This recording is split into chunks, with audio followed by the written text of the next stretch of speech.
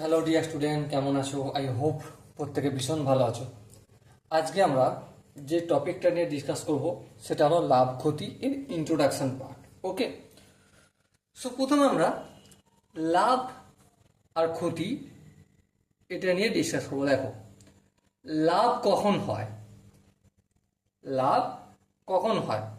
Suppose মনে করো কোনো একটা বস্তু, সে বস্তুটা তুমি উৎপাদন করেছো অথবা ক্রয় করেছো, ঠিক আছে? তার নিশ্চয়ই একটা ক্রয় মূল্য আছে, ক্রয় মূল্য। আর সেটা যখন আগে বিক্রি করবে যেই মূল্যে, সেটা কি হবে? বিক্রয় মূল্য, তাই না? হ্যাঁ, তাই। এবারে লাভ কখন হবে? যখন এই যে ক্রয় মূল্যটা রয়েছে, ক্রয় মূল্যটা থেকে বিক্রয় মূল্যের দামটা বেশি হবে, তখন কি হয়ে যাবে? লাভ হবে। আর ক্ষতি কখন হবে? ক্ষতি ক্ষতি ধরো এখানে ক্রয় মূল্য আছে আর এখানে আছে বিক্রয় মূল্য। বিক্রয় মূল্য, ওকে। ক্রয় মূল্যর তুলনায় বিক্রয় মূল্যটা যখন কম হবে, মানে ক্রয় মূল্য গ্রেটার দ্যান বিক্রয় মূল্য, তখন কি হয়ে যাবে? আমাদের ক্ষতি হয়ে যাবে।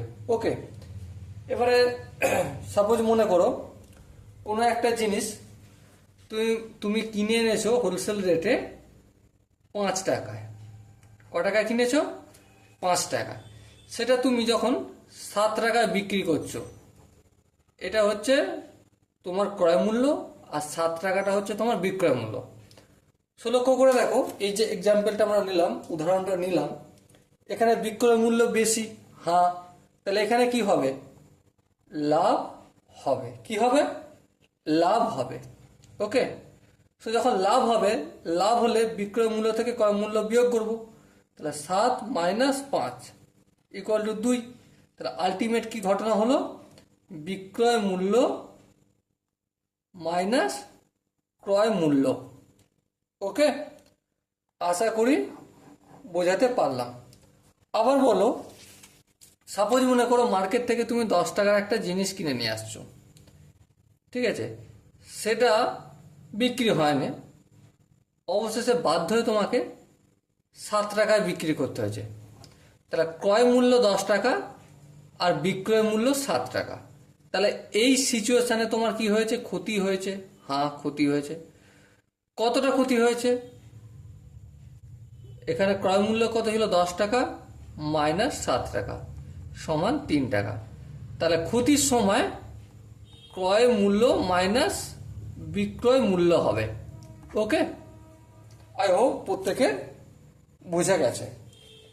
এবার যে বিষয়টা ডিসকাস করব, অনেক কোশ্চেন আমরা প্র্যাকটিস করব, তখন কনসেপ্টটা আলোচনা করবই, তার সাথে সাথে আরও একটা বিষয় ডিসকাস করব। ধরো এই যে লাভটা আমি বের করেছি 7 টাকা থেকে 5 টাকা, 7 টাকা হচ্ছে বিক্রয় মূল্য, ক্রয় মূল্য 5 টাকা, তাহলে 2 টাকা লাভ। সাপোজ এটাকে যদি পার্সেন্টেজে জিজ্ঞাসা করে, কিসে জিজ্ঞাসা করে? পার্সেন্টেজের লাভ কত টাকা হয়েছে, ঠিক আছে? তাহলে পার্সেন্টেজের লাভ আমরা কি করে বের করব? কি বললাম? পার্সেন্টেজের লাভ বা পার্সেন্টেজের ক্ষতি, সেই দুটো আমি কি করে বের করব? খুবই ইম্পর্টেন্ট জিনিস বোঝাবো, এই জায়গাটা ধ্যান দিয়ে বোঝার জিনিস আছে, ঠিক আছে? দেখো, লাভ বা ক্ষতি এই জিনিসটা ডিপেন্ড করছে কার ওপর ভিত্তি করে আমি বলছি কথাটা। ধরো এখানে 2 টাকা লাভ হয়েছে, প্রশ্নে যদি বলে যে ক্রয় মূল্যের ওপর বেস করে কত পার্সেন্ট লাভ, কি বললাম? ক্রয় মূল্যের ওপর ভিত্তি করে কত পার্সেন্ট লাভ, তার মানে লাভ হয়েছে 2 টাকা আর বাই হর আছে 5 টাকা, মানে ক্রয় মূল্য আছে 5 টাকা, তাহলে লাভ বাই ক্রয় মূল্য হবে। হ্যাঁ, এটা কিসে কনভার্ট করলাম? লাভটাকে ভগ্নাংশে। আর ভগ্নাংশ থেকে পার্সেন্টেজে কি করে যেতে হয় আই হোপ আমরা প্রত্যেকে জানি। কিভাবে? 2/5 × 100 বাই 100, হ্যাঁ ঠিক, 5 একে 5, 5 20, 100, 20 গুণে 40, আর নিচে যে বাই 100 রয়েছে এর পরিবর্তে পার্সেন্টেজ চিহ্ন বসে যায়। বোঝাতে পারলাম কি? এবার দেখো, সাপোজ কোশ্চেনে তোমাকে বলে দিয়েছে যে এই যে 2 টাকার লাভটা হয়েছে না, এটা নর্মাল সাধারণত ক্রয় মূল্যের ওপর বেস করে করা হয়, কিন্তু কোনো কোনো কোশ্চেনে স্পেসিমেন করে বলে দেবে যে না, এটা বিক্রয় মূল্যের ওপর বেস করে করো। কিসের ওপর বেস করে করো? বিক্রয় মূল্যের ওপর। তখন আমাকে কি করতে হবে? 2 টাকার লাভটা থাকবে, তারপর নিচে এখানে বিক্রয় মূল্যটা লিখতে হবে 7 টাকা, ইন্টু যেমন 100/100। এবারে কাটাকাটি ফাটাকাটি কিছু গেলে করবে, করার পর ক্যালকুলেশন করে কত হবে? 200/7%।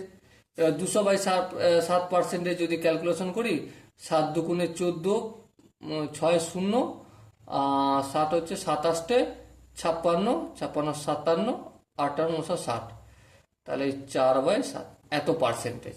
দেখো এখানটা কিসের ওপর লাভ দেখিয়েছি? কার ওপর বেস করে? বিক্রয় মূল্যের ওপর বেস করে। কার ওপর? বিক্রয় মূল্য। আর এটা এটা ক্রয় মূল্য, তাই তো? এটা ক্রয় মূল্যের ওপর বেস করে।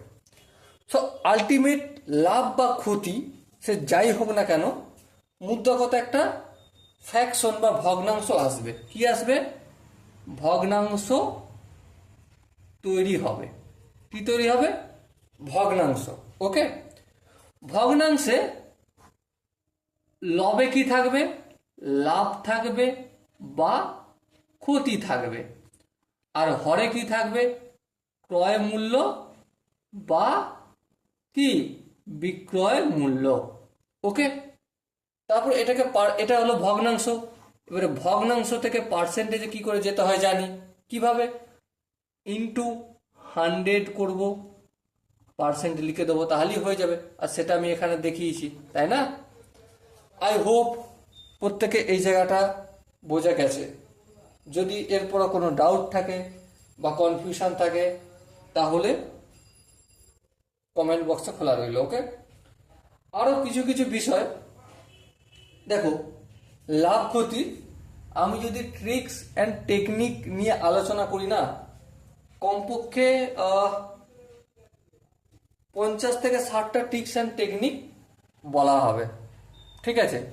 কিন্তু আমি যেহেতু একদম কনসেপ্টের ওপর বেস করে পড়ানোর চেষ্টা করছি, এটা শুধুমাত্র কনসেপ্ট ক্লিয়ার হচ্ছে। পরবর্তীকালে ট্রিক্স টেকনিক বেদিক ম্যাথের মাধ্যমে অঙ্ক করব স্পিডে করার জন্য, ঠিক আছে? আপাতত অঙ্ক বুঝে করার চেষ্টা করব। সেই জন্য আমি আর এখানে কোনো টেকনিক টিপসের যে গল্প হয় না, যে 30 সেকেন্ডে অঙ্ক করে ফেলো, 10 সেকেন্ডে অঙ্ক করে ফেলো, সেই গল্পটা আমি এখানে করছি না।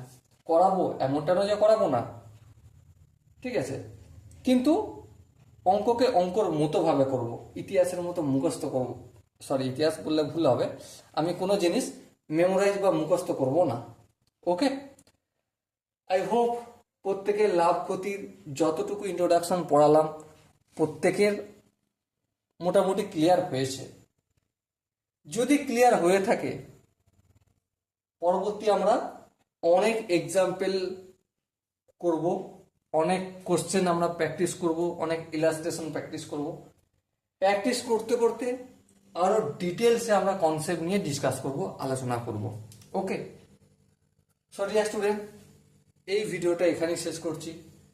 দেখা হচ্ছে অনেক সুন্দর সুন্দর কোশ্চেন নিয়ে এই চ্যাপ্টারের।